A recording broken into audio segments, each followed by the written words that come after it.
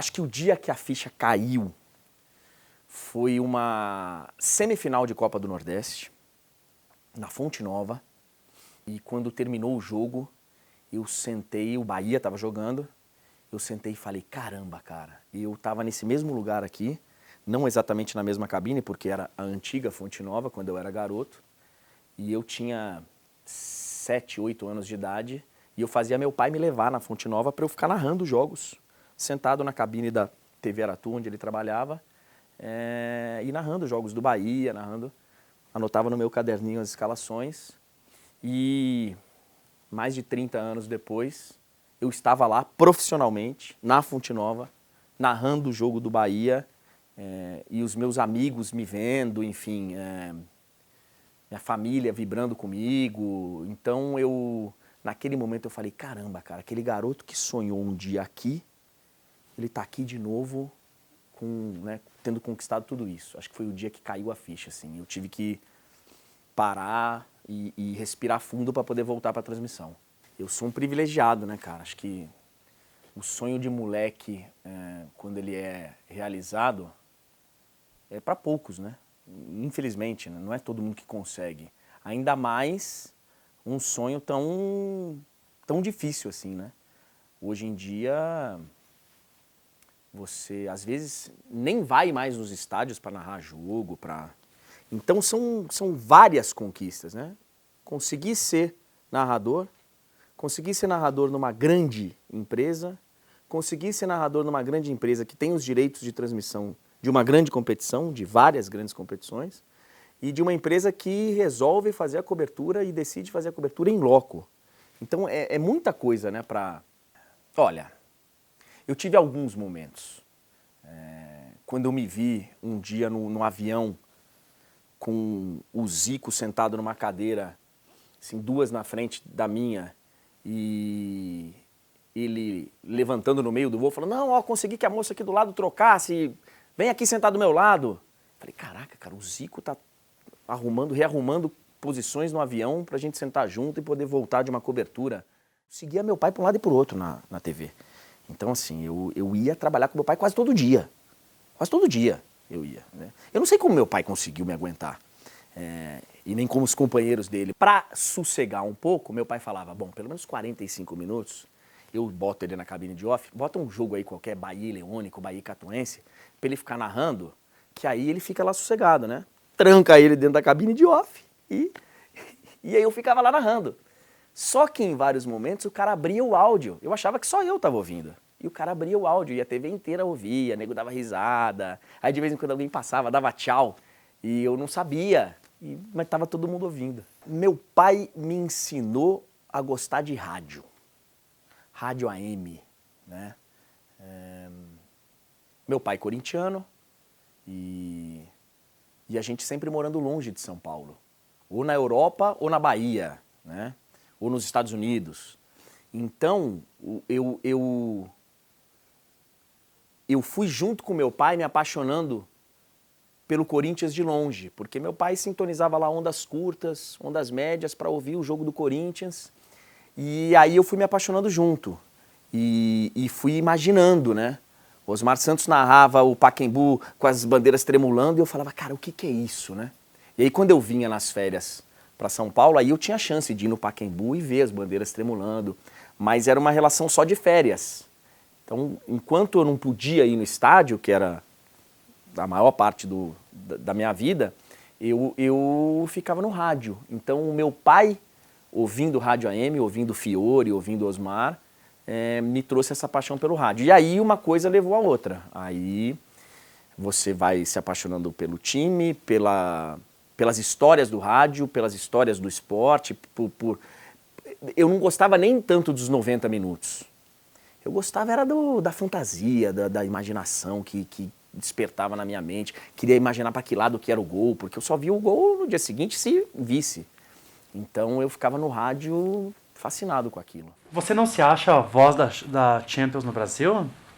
Eu me acho uma das. Você não é o cara cabeça da emissora que transmite? Talvez, mas não sou eu que... Eu não tenho essa vaidade. Não tenho mesmo. Eu divido o microfone aqui do Esporte Interativo com grandes narradores e com... por um acaso, hoje, eu sou o cara que tenho feito as finais, que tenho feito mais jogos em loco, mas não tem essa, cara, assim, eu sou um cara muito de equipe, sem contar o tanto que eu admiro os outros narradores, que são baitas narradores então assim, eu não tenho essa, eu não posso chegar e falar eu sou a voz da Champions, eu sou uma das. André, é verdade que quando vocês fecharam com a Liga dos Campeões, você foi no Ponto Chique e tomou 6 cervejas? Acho que não foi só isso, acho que foi mais. O que você sentiu aquele dia? Primeiro que eu não acreditei. Por quê? Porque tocou meu telefone, falando, cara, nós vamos fazer a Liga dos Campeões. Vale a gente ressaltar aqui, são 2 vezes que isso acontece, tá? Porque na primeira, a gente na TV aberta, a gente mostrava um jogo por semana, das terças. E aí, o dia que o Maurício Portela, que era vice-presidente do Esporte Interativo, me ligou para contar que a gente ia mostrar um jogo da Champions todas as terças, falei, tá bom, agora você conta do papagaio. Eu realmente não acreditei. E nós fizemos 3 temporadas toda terça. E depois o salto para tirar da ESPN, né, que era detentora de direitos há muito tempo, na TV fechada Liga dos Campeões, foi outra que eu também não acreditei. Porque na verdade eu nem sabia se a gente estava na briga ou não. E foi acontecer uma grande comemoração na emissora no Rio, e eu não estava no Rio. Então pegaram o telefone e me ligaram e me colocaram no Viva Voz para eu participar ali do anúncio. Só que, cara, muita gritaria e Viva Voz, e eu não entendi direito o que o Edgar estava falando, então o presidente do Esporte Interativo estava comunicando. E aí o Fábio pegou o telefone de volta, que foi quem tinha me ligado, falou, cara, parabéns, hein, não sei o quê. Cara, eu entendi errado, eu entendi que a gente ganhou a Liga dos Campeões. Não, cara, é isso. Eu falei, o quê? E aí o resto da história a gente já sabe. Digo sem medo de estar sendo, sem falsa modéstia, assim, a gente elevou o sarrafo, demais. E a gente prometeu que faria e fizemos. Porque realmente muita gente nem conhecia o Esporte Interativo e fala, pô, esses caras, né, vão fazer o quê com a Liga dos Campeões? Esses caras vão acabar com a competição. A gente elevou o sarrafo, cara. O que a gente faz em Liga dos Campeões e o que a gente fez desde a primeira... Pô, a gente tem correspondente em Barcelona, em Madrid, os caras entram ao vivo com os... Isso nunca tinha acontecido, cara. Talvez em final, talvez em decisão, mas rodada a rodada, dia a dia, você ter repórter em todos os jogos, mostrar os 8 jogos, né, na época eram 8 ao mesmo tempo na primeira fase, simultâneos no nosso AI Plus, um aplicativo que está até hoje, que foi pioneiro também, os caras poder ver os 8 jogos simultâneos, escolher o jogo que o cara vai ver. Pô, a gente, sem contar as nossas coberturas de final, né? As coberturas de decisões, pô, a gente vai em 20, 30 pessoas. Olha, muitas emissoras do mundo, tradicionais de esporte, não fazem isso. Você acha que ficou muita gente que ficou órfã da ESPN? Porque eu lembro de ter visto reclamação, esse tipo de coisa. Natural, né? A ESPN transmitia, acho que havia 20 anos, né? Acho que tinha uma sequência de 20 anos só ela transmitindo Liga dos Campeões. Absolutamente normal. Absolutamente normal. Como eu acho que se a gente ficar com os direitos daqui a 20 anos e outra emissora vier e... teremos muitos órfãos também do esporte interativo e da nossa maneira de transmitir. Normal. Eu gosto de ambiente de estádio que a torcida participa, que a torcida joga junto, né? Ontem eu fiz jogo Ajax e Juventus. Baita de um clima legal, bacana. A torcida da Ajax. Mas depende muito do jogo e eu gosto daquela que o torcedor vem junto. Que é o tipo de narração que eu gosto e que a gente aqui gosta, né? O som da torcida lá em cima. Mas esses estádios onde as torcidas são fanáticas, eu fui fazer um jogo no Celtic Park, em Glasgow. Você vai fazer o jogo no Westfalen, lá no Borussia Dortmund. Então eu gosto desses que o torcedor vem junto. Quando eu me transformei em narrador, eu senti muita resistência. O meio rádio esportivo, ele, pelo menos na minha época, ele era muito difícil para você crescer. Acho até que continua sendo. Então, o primeiro narrador de uma emissora de rádio, ele vai continuar sendo o primeiro narrador de uma emissora de rádio até o dia que ele quiser ou o dia que ele morrer. Tanto que a gente olha, são os mesmos, há muitos anos. O Silvério é o primeiro narrador, o Oscar Ulisses é o primeiro narrador, o Éder Luiz é o primeiro narrador, o Nilson César é o primeiro narrador. O Nilson só virou o primeiro narrador da Jovem Pan o dia que o Silvério saiu. Senão ele estaria lá em segundo lugar até hoje. E todos esses continuam sendo primeiros narradores com méritos. A vida é muito longa para a profissão, a carreira é muito longa para um narrador de rádio. Então eu cheguei no momento que eu olhei e falei, eu não vou ter como crescer. Eu vou ficar aqui como terceiro, quarto narrador. Eu era um narrador na rádio Transamérica, batalhando por espaço, mas ao mesmo tempo eu ainda era praticamente um primeiro repórter. Fazia os grandes eventos como repórter ainda. Então eu queria virar narrador, mas não conseguia. Então eu continuava na reportagem. Mas já com um nome feito no rádio. Eu já tinha feito Copa do Mundo, Olimpíada, fazia tudo. E eu saí para um negócio diferente, do zero, até para ganhar menos, e mudando de cidade. Com um filho pequeno, recém-nascido, enfim, saí de São Paulo, onde eu estava amando morar, onde eu nunca tinha morado na minha vida, para ir para o Rio, com uma esposa, um filho pequeno, minhas malas, menos dinheiro e coragem, né? Mas foi a melhor coisa que eu fiz na vida.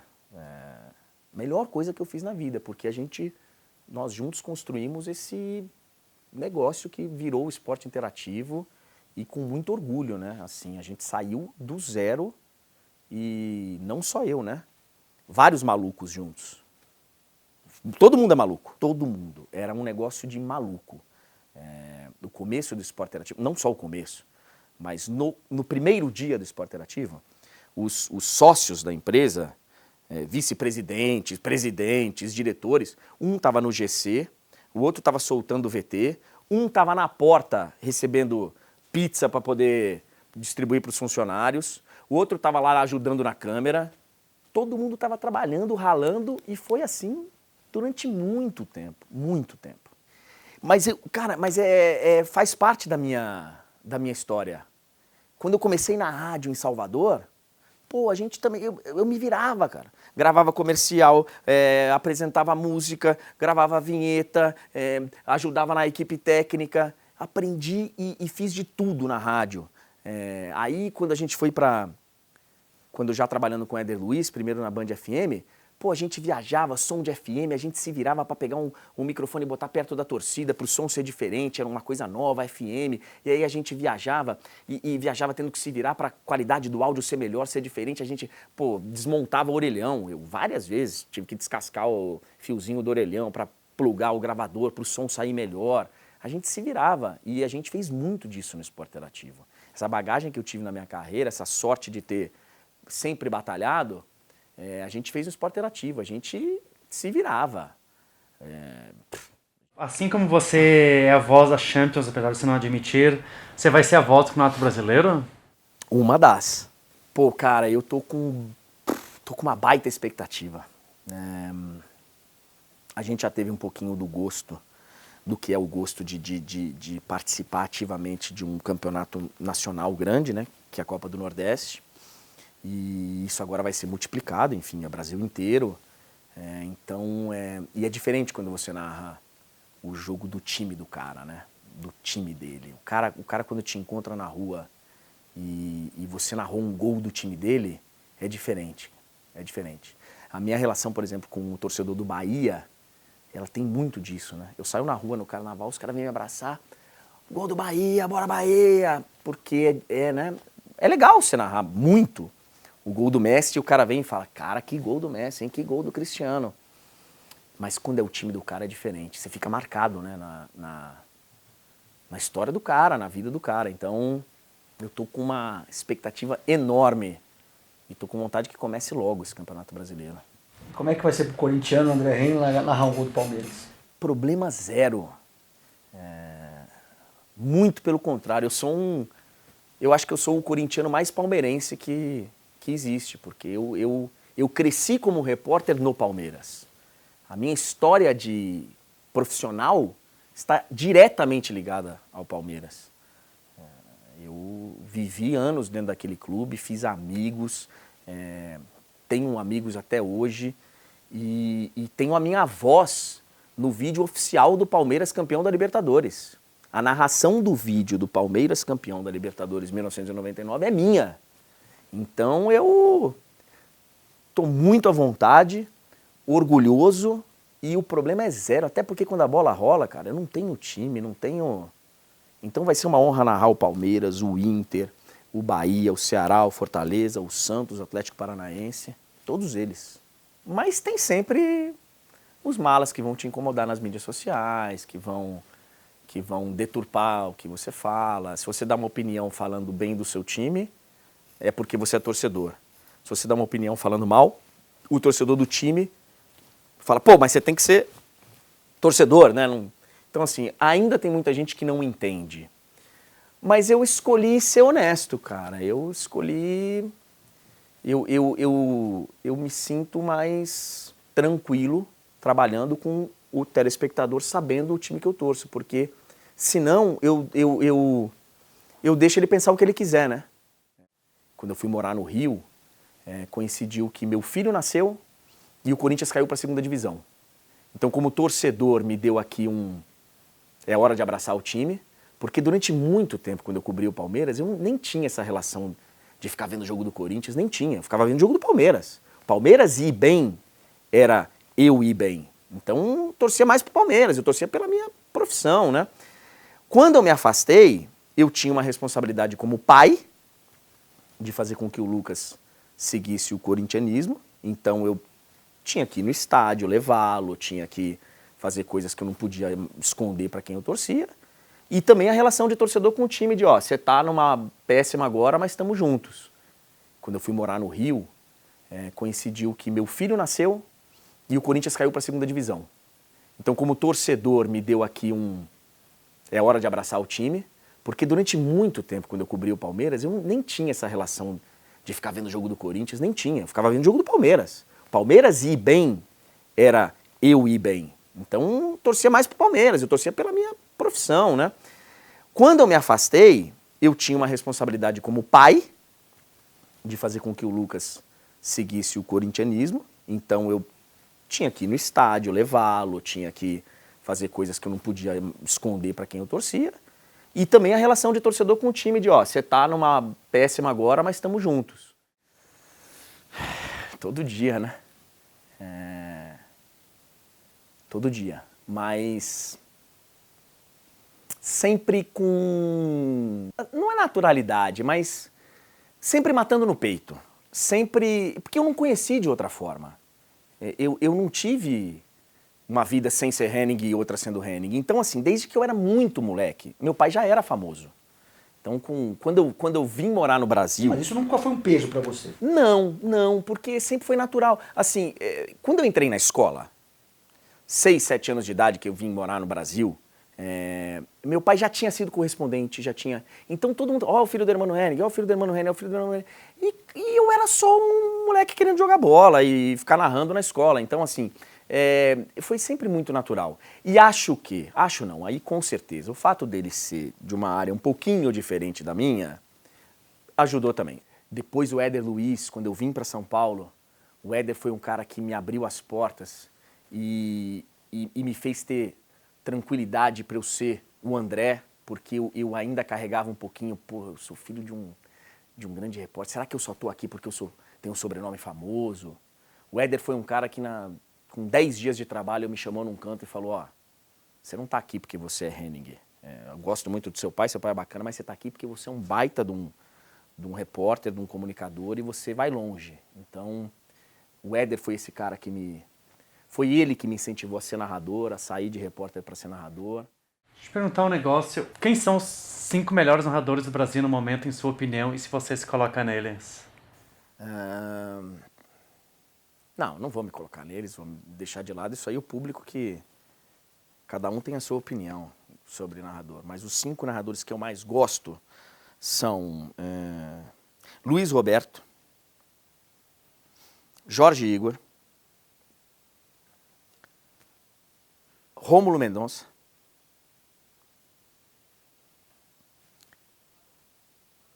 Gustavo Villani e Sérgio Maurício. Por que você não pôs o Galvão? Porque o Galvão tá acima de todos. O Galvão nem coloca, juro que ele nem entra nessas. O Galvão é unanimidade, cara. O Galvão quer dizer, o pior é que não é, né? No Brasil tem muita gente que detona ele, mas o Galvão pra mim tá num outro patamar. O Galvão é a Copa do Mundo. O Galvão é outra coisa. Até criar a minha identidade, você vai, né, imitando e pescando mais de um, daqui a pouco você ouve outro, você... Então, os meus ídolos sempre foram Osmar Santos e Galvão Bueno. O Galvão Bueno, antes de ser primeiro narrador da Globo, o Galvão Bueno na Copa de 86, quando foi a primeira que o Luciano não faz pela Globo, e que fica ali uma disputa, quem é que vai fazer a Copa do Mundo? Pô, eu era o único cara do Brasil que defendia Galvão Bueno. E acabou sendo Osmar Santos. O Galvão só narrou um jogo do Brasil naquela Copa, que foi Brasil e Argélia. Nessa Copa do Mundo de 86, meu pai, eu gostava tanto do Osmar Santos, que meu pai foi fazer um jogo com o Osmar lá no México, com o Galvão, perdão, e ele pegou o telefone e botou o Galvão para falar comigo no telefone. Foi o dia mais feliz da minha vida. Eu tinha 12 anos de idade em Salvador, sentado em casa, narrando sozinho os jogos da Copa do Mundo, que eu anotava no meu caderninho e ficava narrando, vendo o jogo. Toca meu telefone e o Galvão Bueno falando comigo. Ia narrar, sei lá, Arábia Saudita e eu tava lá e falei, caramba, Galvão, eu vou te ver na televisão agora. Então o Galvão sempre esteve ali com o Osmar Santos, o Osmar pelo rádio e o Galvão na televisão. Já chegou a dizer pro Galvão isso, tá contando pra gente? Não, nunca. E já tive chances, porque a gente cobria muito seleção brasileira, né? Na minha época de repórter ainda, eu era o repórter de seleção brasileira, então a gente viajava muito e a gente jantava junto, porque na Globo ainda tem muitos dos amigos do meu pai, né, que trabalharam com meu pai. Então eles, pô, Andrezinho, vamos jantar, vamos almoçar, vamos... E o Galvão tava sempre nessa. Mas eu nunca cheguei pra ele e falei, pô, cara, você... Por quê? Não teve coragem? Eu acho que na época eu não tive coragem. E na época eu ainda era repórter, então eu não... E se encontrar hoje, não falaria isso? Acho que não, cara. Não sei se eu tenho coragem. Mas se eu tiver chance, assim, se ele der abertura, eu não gosto de ficar lá tietando, mas eu seria uma tiete, assim, daquelas. Ia lá pedir, pô, tira uma foto comigo. Eu seria desses. Posso colocar no Instagram? Eu queria falar de uma foto que eu vi que é sensacional. É um Fluminense e Palmeiras. O Galeano e o Jorginho, acho que é o Jorginho na foto, estão querendo se bater e você tá no meio dos caras. Como é que aquilo aconteceu? Em 97, o Santos vai fazer um jogo em Salvador, no Barradão, e toma 2-0 do Vitória. Se não me engano, 2 do Petkovic. Se não me engano. E o Santos tinha uma marca naquele brasileiro que ele só pontuava em casa. Fora ele só tomava ferro. Só tomava ferro. E o Luxemburgo não gostava que chamasse de time caseiro. Odiava. E o Luxa no auge. No auge.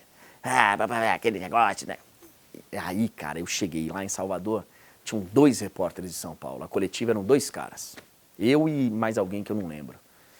E aí eu falei, bom, vou ter que perguntar pra ele, né, se é time caseiro ou não. Perdeu de novo.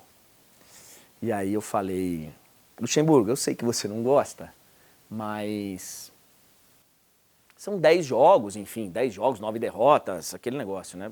Trouxe os números. O Santos é ou não é um time caseiro? Na hora que eu coloquei o microfone, eu não ouvi o que ele respondeu de volta, porque entrou um cara no retorno, coloca o microfone mais perto da boca dele, como é que a gente não tá ouvindo? E eu olhando pro Luxemburgo, só que ouvindo outra pessoa.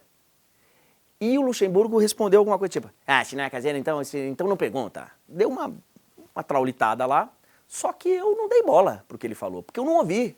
E fiquei assim. Aí ele deu uma risadinha, não, mas eu respondo e tal. E aí respondeu. Então ficou parecendo que eu... responde aí, eu não vou sair daqui enquanto você não responder. E aí termina a entrevista, ele vem, pô, tu é sangue ruim, hein? Tu é sangue ruim, hein? Falei, eu tô fazendo o meu, você faz o seu. Cada um fazendo o seu, fica tudo certo. E aí, cara, e as pessoas vão se conhecendo, né? Então, eu nunca fui muito de... Cara, eu fui bom repórter, nem modéstia à parte. Eu era sangue ruim. Catalunha, né? Contra a seleção da Catalunha em Barcelona. Depois fui pra Seul. Aí fizemos Ulsan, rodamos a Coreia, fomos pro Japão. E com um fuso horário atravessado. Entrando no ar 6 da manhã, 2 da manhã, 4 da manhã. Eu acho que foi a maior cobertura, assim, que eu me orgulho, assim, a ponto de chegar no último dia, quando terminou a Copa do Mundo, na final lá em Yokohama, eu falei, cara, e agora? O que eu vou fazer? Já vi o Brasil ser campeão do mundo. Qual o próximo passo? E aí se aprende que o próximo passo é dali a 4 anos de novo, né? Mas na hora eu falei, tô realizado. Pra mim é isso aqui. Assim, eu sou um cara muito exigente, né, cara, comigo assim. Então pô, é difícil de eu me perdoar. Eu fico remoendo. Pô, se eu erro o nome de um jogador, se eu não narro o gol do jeito que eu queria, se eu não sabe, eu fico... comigo. E uma vez, eu acho que foi a minha grande mancada, assim, dos meus tempos de... Teve um Real Madrid-Barcelona que tava no auge da briga Mourinho e Guardiola. E o pau cantava todo jogo, eles se agrediam no banco, um xingava o lado do outro xingava... E os jogadores se batiam, teve repercussão, inclusive, na seleção espanhola, né? E bafafá, e eles vão para um jogo, que eu não lembro se foi Supercopa, que foi que a gente... Copa do Rei, um deles. E tinha um negócio do hino, ser vaiado ou não, hino espanhol, aquele negócio de Madrid com a Catalunha, tal.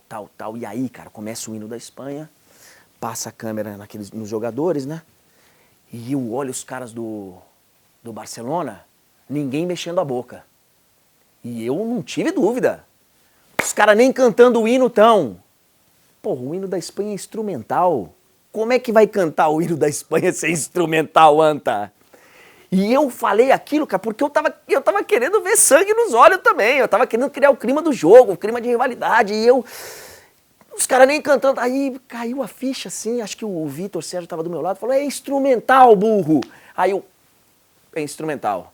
Aí como aprendi com o Silvio Luiz e com os caras mais irreverentes, mas eu falei, o narrador é burro mesmo, hein? Aí eu mesmo já me esculhambei, já falei, o narrador deu uma bola fora aqui. Acontece. Você tem prazo de validade já... Todo mundo tem. Mas você sabe... Mas eu não sei qual é, não. Mas ele já está mais perto do fim do que estava do começo, né? Eu já estou mais perto do fim. Eu acho que eu já passei a curva da metade da minha carreira, já. Não quero ficar 50 anos fazendo a mesma coisa.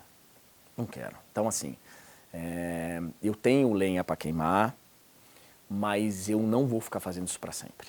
Pô, cara, eu quero montar um restaurantezinho lá na Praia do Forte, na Bahia, ficar tocando violão embaixo de um coqueiro, conversando com meus amigos. Mas antes disso, eu quero contribuir com a molecada, com os novos. Eu quero... Não é dar aula, não é ser professor, não é, mas eu gostaria de ter um papel mais de orientar, seja gerindo, seja montando um time, uma equipe, alguma coisa para fazer algo lá na frente. Mas não é algo que eu pense agora. É que em todas as vezes que liderei uma equipe, eu gostei muito da sensação de construir algo, Obviamente tem o esporte interativo, que eu ajudei a construir, que é muito grande, mas eu penso em coisas menores, assim, de chegar, sabe, no prédio, juntar a turma lá, pô, quem aqui quer ser jornalista? Quem aqui quer fazer comunicação? Pô, vamos junto fazer aqui um programa semanal no YouTube, vamos... Eu gostaria de ter, de ter esse contato com as novas gerações.